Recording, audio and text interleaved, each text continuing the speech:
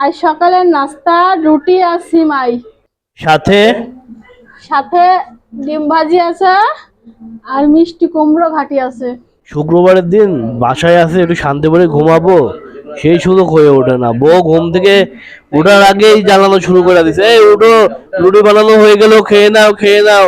হ্যাঁ, আইসে দেখি কেবল রুটির পানি গরম কে করতেছে। বলছে রুটি রুটির হয়ে সাথে গেছে? আর কি এখন রুটি আছে? হয়েছে। ডিম ভাজি তো হয় না এখনো। তুমি তো ঠান্ডা ডিম খাও না, এই জন্যই তো লেট করছি ভাজতে।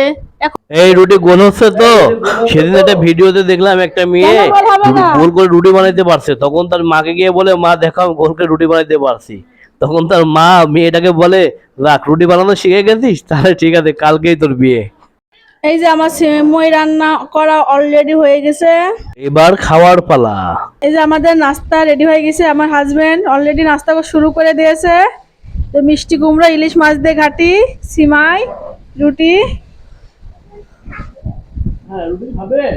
আমার এই যে পিসকিরা সব চলে আসছে আশেপাশে।